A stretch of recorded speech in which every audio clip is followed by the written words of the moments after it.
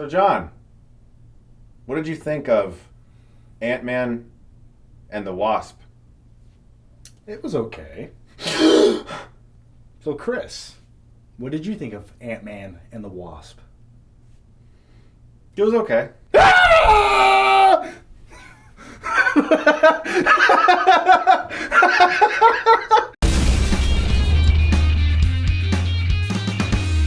So Ant-Man and the Wasp has been released to the theaters, and we got a chance to see it. I actually saw it kind of early and with you. Yeah, last week. And this is going to be a spoiler review. Totally spoiler-filled, and we're going to get in-depth about everything that happens in the film and stuff that we were both a little confused about. But it's stuff we liked, because, I mean, like I said, I do think the movie is okay. It's not one of the better Marvel films, that's for sure. I like the first Ant-Man a lot more. I definitely did too. I think the first one, just from a screenplay, is a much stronger movie. Building off of Infinity War, which I think is a movie we both really liked, this film, it felt sort of like filler to me when compared to that film. Yeah, Infinity War is sort of like a steak dinner, and then Ant-Man and Wasp is sort of like a hamburger from the McDonald's dollar menu. That's an interesting comparison, and I think for some, though, that's okay, which is fine. It felt very much so like an extra thing. And the two Ant-Man movies kind of rely on that. They sort of hang on to the coattails of a bigger, more epic Marvel movie and get the aftermath. That's exactly what happened with the first one, which came out after Age of Ultron. You're right, yeah, it did. And this one, after Infinity War. And so I think it's kind of a marketing tactic from Marvel's standpoint where they're like, we're going to release a literally smaller scale movie after like this big epic film, and people will feel sort of like it's refreshing and like a change of pace. 20 years from now, nobody's going to care about when this movie came out. They're just going to watch the film and judge it on its own merits. So I don't really think the film is any better simply because it comes out after Infinity War. In fact, if anything, it looks worse to me because I really did like Infinity War, and this movie feels sort of like almost like a TV episode in the MCU. Like it might belong in one of the Netflix shows, but obviously it has a higher budget. Yeah, it's like you said, it feels like part of a TV show. It feels like a fragment, and I didn't really feel like, you compare it to the last 3 or 4 Marvel films that have come out, Black Panther, Avengers Infinity War, Thor Ragnarok. Yeah. This movie compared to all of those is definitely the weakest link. And it's strange because a lot of the more praiseworthy reviews are using that exact comparison, but as a way to say it's good. Like, this is different and better and smaller, and that's why it's better. But I think that's kind of what Marvel is hoping. And again, that's fine. Like, honestly, like if you loved Ant-Man and the Wasp, that's cool. Like I didn't hate it, as I said. And I feel like it's kind of stupid that I feel like we had to keep saying that. Like, we didn't hate this movie. Like, we had to continuously defend ourselves for thinking that a Marvel movie was just fine. Yeah, I gave it, a slightly negative grade, and I had to defend myself. I was scared. I said sorry when it was done, and it is. Which is unnecessary. Well, it's just because we've been doing this for a couple years, and you can predict the outcome of a lot of situations. Sure. So I like to save myself the time and hassle of commenting back and arguing. In the review, you're like, I'm sorry. I'm sorry. I thought the movie was mediocre. I'm wrong. You're right. You're big. I'm small. I'm dumb. You're smart. Happy Gilmore. Yeah. Actually, I think that's from Matilda. No, it is. It is Happy Gilmore. It's Adam Sandler. I'm going to put a clip right now. I'm stupid. You're smart. I was wrong. You were right. You're the best, I'm the worst. You're very good looking, I'm not attractive. Actually, Chris, you might want to find the clip from the movie Matilda, because I think it's in there as well. Maybe I'm wrong. Listen, you little wiseacre. I'm smart, you're dumb. I'm big, you're little. I'm right, you're wrong. And there's nothing you can do about it. When I did my spoiler-free review, I'm going to tell you guys this right now. I actually did 3 cuts of that review. Wow, that's intense, yeah. I saw it on June 26th. I could have posted it on June 27th. I waited till July 4th because I kept trying to figure out how I could discuss my biggest issue of the film, and I can't because it's filled with spoilers. And so I hated every cut I did. The first cut, I was like, that just seems so, I'm not getting my point across. The second cut was a little better, and then I got to the third, and I was like, okay, that's about as close as I can get to expressing that pretty much everything surrounding Janet and the finality with that character just felt so underutilized and kind of thrown away. But the MCU movies have had a history of having a rough time with villains. This year has been pretty good, actually. Killmonger was awesome. Thanos was the best, probably, that Marvel has had so far. And so when we come to Walter Goggins as guy in suit who wants technology, and Ghost girl who can phase and is mad about what happened to her in the past, and then you sort of start to understand why she's mad, and then she's not even intimidating, and Walter Goggins is basically just there so they can have a car chase with some expendables and not worry about like any of them that might get killed or something. He's just in this movie to be cannon fodder. I mean, It felt like the performance he gave in this movie is the same performance he's given in every single Quentin Tarantino movie he's been in for the last 5 years. Django, Hateful Eight. He's doing the exact same accent, like a southern evil guy who has some kind of scheme. He almost felt like an afterthought because the main villain, or if you can even call her a villain, is Ghost, and she's weak at that. And it almost felt like when they went back in, they said, that's not enough of a villain. We need to add another element there to chase the protagonist of the film, and maybe they just tagged him in. Yeah, I was more interested in the past stories that are set up. Michael Douglas and Laurence Fishburne, their characters' confrontation they used to have, like when they met and they were at odds. I was like, I'd like to learn more about that story, actually. Or Janet and them in the past, like the past de-aging CGI is incredible. And I found myself more invested in those stories, but they were pushed to the side so often for more screen time with Ghost and Walton Goggins, and I found those characters very forgettable. Oh, they were completely disposable. I mean, they were more disposable than the villain in the first Ant-Man, Yellow Jacket, who was the most generic, bald, douchebag, corporate bad guy you could come up with. He disintegrated lambs. What's the matter, kid? Never had lamb chops?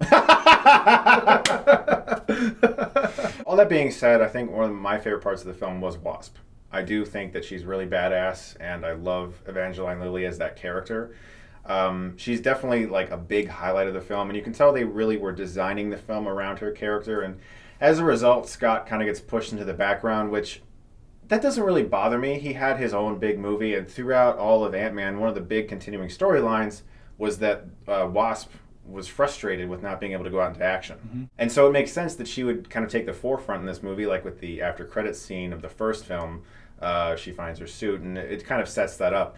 But as a result, Scott, he kind of comes off like an idiot in this film. They keep making him do stupid things and make dumb choices, and he doesn't really feel like a hero. And they kind of retconned a lot of his smarts. Like in the first film, he's super clever. He breaks into Hank Pym's house. In so doing, he impresses Hank, which is why he gets the job as Ant-Man. And in this film, he's just kind of like the funny guy. Yeah, I mean, even in the first film, he took down Falcon on his first outing, essentially. And in this movie, he's kind of like, he's like the bumbling sidekick. Yeah. Instead of the hero of the movie. Yeah, and I'm fine if he doesn't have as much like screen time or something, but just don't change the character. Like one of the things I loved about the first was that dynamic between Scott and Hope. The fact that they were both actually pretty good at what they did. And so they kind of butted heads a little bit. And in this film, it's like, no, Scott's kind of stupid and Wasp is amazing. And that dynamic is gone as a result. She's so fully formed as a hero. One of the central questions in the movie, I think, from her is, do I need a partner? And if so, do I need Scott Lang as my partner? There were moments in the film where I was like, hang on a minute, guys. You're not really being fair to Ant-Man because he's pretty kick-ass. Like, come on, give him a break. I like Randall Park a lot, but in this movie, I think his character was a little much for me. He did kind of feel like a cartoon guy. He was constantly trying to catch Scott in the act of getting out of house arrest, and when he showed up, he would just have like some strange joke to say, and it just felt awkward to me. It didn't feel like it landed. He almost had an infatuation with the character of Scott, and he wanted to hang out with him a lot. Which could be funny, but it just wasn't played well, and I don't think it was the right character for that. The shtick got old quick as the runtime of the movie kept progressing. Yeah. I think my favorite aspect of this movie was probably the father-daughter relationship. I thought his daughter was adorable. They achieved that emotion really well, I think. But the other emotional part of the film, and really, as we said, the whole point of the story is Janet. Now, this is what I wanted to get into in my spoiler-free review, but I can't, and it's really my biggest issue with the film. So, for a couple years now, there have been speculation videos, theory articles about how Janet could have possibly survived. In the first Ant-Man, you actually even see for one frame when Scott gets stuck in the quantum realm, you see a little image of the Wasp in there, like a little shadow. So a lot of people speculated, how could she survive? It's been 30 years. Has time stopped for her? Will she have not aged? Has she found civilization there? Like in the comics, it's known as the microverse, and there's this whole other thing called the micronauts, but since the MCU doesn't have the rights to all that, they can't call it the microverse. There are civilizations there. There's a place called Homeworld. You know, there's all this stuff in the comics that you can look at and say, well, that's what she's been doing. That's how she's been eating or drinking or whatever. But people had theories for years, you know. How did this happen? And I actually read an interview with the executive producer of the film. And this is on ScreenRant.com. They asked Stephen Broussard, will you explain how she's been aging? How did she eat? How did she stay alive? He says, we will definitely get into all those questions. That's part of the questions that our heroes have. It's such the mission, so to speak, is kind of this wing and a prayer, this mission of faith, that they're hoping she's down there kind of thing as they go on it. And they have those same questions. What has life been like for her, you know? They ask, is she all there? She's been alone for 30 years. He replies, excellent questions. So him telling Screen Rant that they would definitely answer all those questions, I mean, they don't. This is my biggest issue with the film. Janet is there. She's in a different outfit. She has aged. She possesses Scott. She shows him dreamlike visions. She completely takes over his body and operates machinery as him and says, I've had a long time to think about this. So time did not stop for her. She's got makeup on, mascara, like all this stuff. Eyeliner. Yeah. They never ask her what she's been doing. They never address what she's been doing.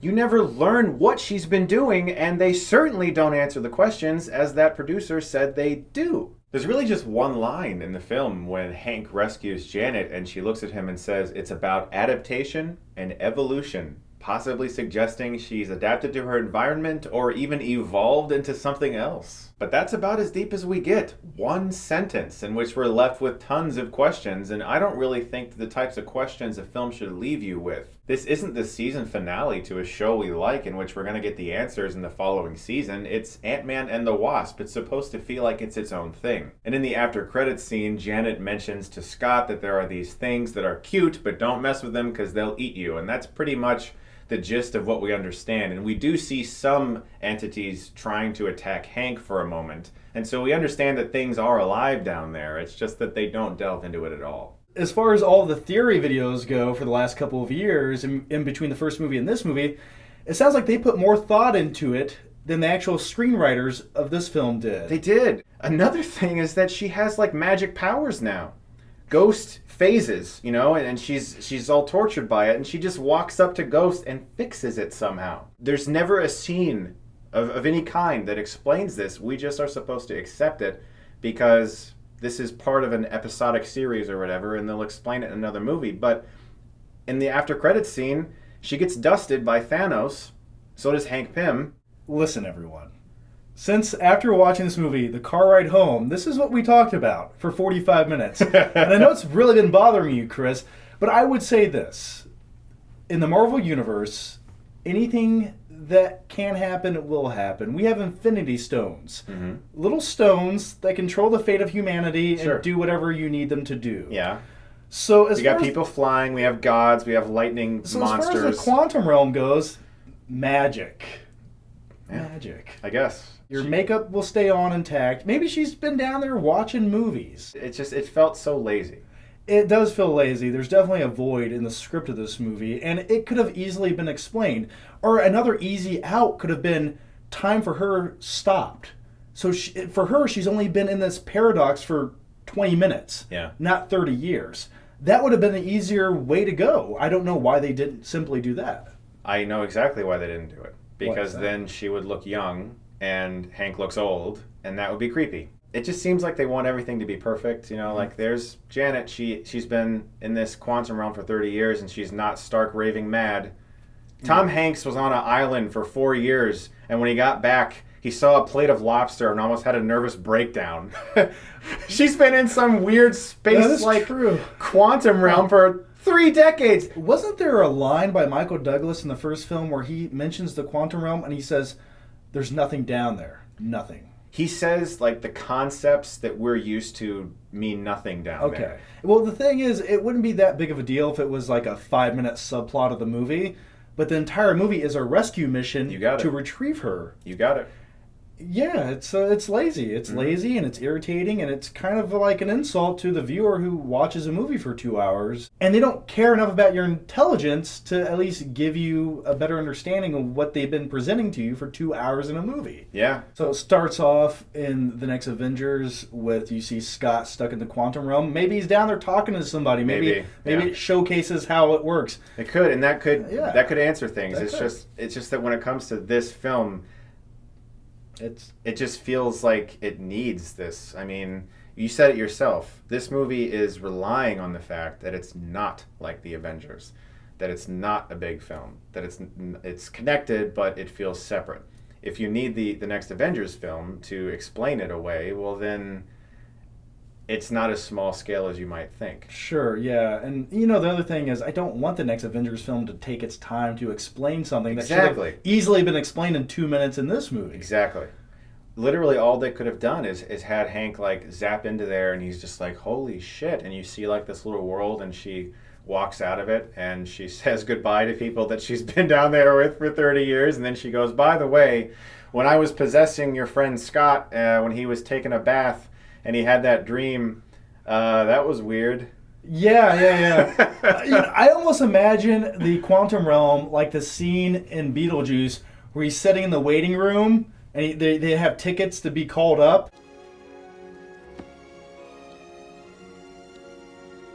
The other weird thing I have with the Ant-Man movie, especially this one, and maybe it's a Marvel thing, the color grading in this movie.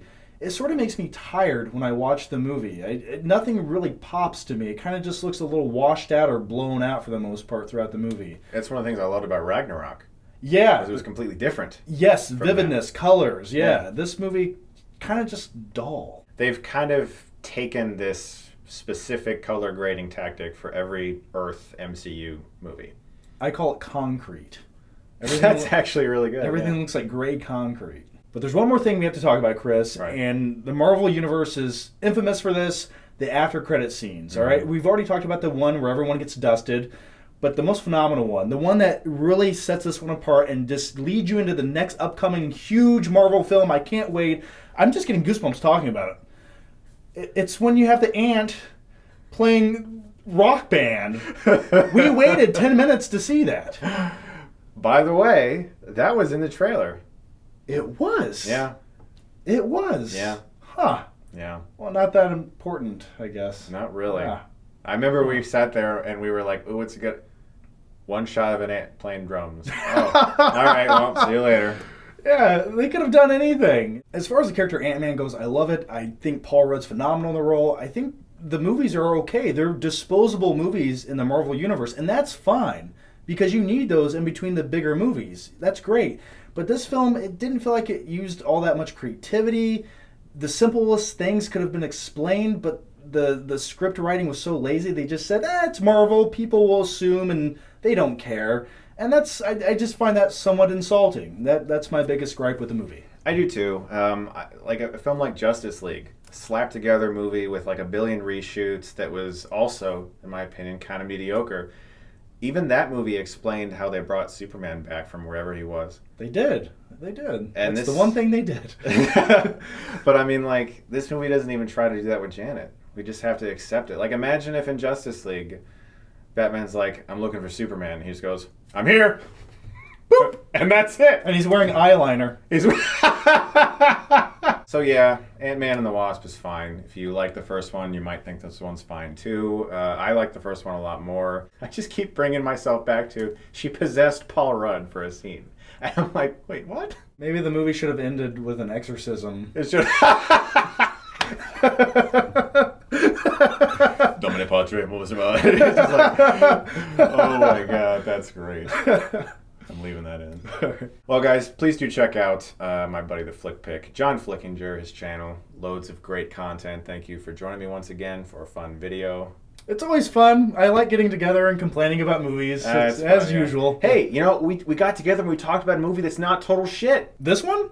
We're always talking about Bye Bye Man and shit. Like, we talked about a movie that isn't complete shit. Yeah, Truth or Dare, and then we go to Ant-Man and the Wasp. You're right. We talked about a movie that ain't shit. Mediocre, but not shit. Yes. All right, fair enough. Good. That was fun. Right, we've made progress today. We did. Guys, thank you so much as always for watching. Look forward to more reviews very soon. And if you like this, you can click right here and get Stuckmanized. By the way, did you notice we have like insect-related movies in our shot? Don't ask me why I own 8 Lickin' Freaks. Yeah. I just, it's whatever. I'm going to borrow this, actually. All right, I kind of want to watch it. Have fun. Yeah.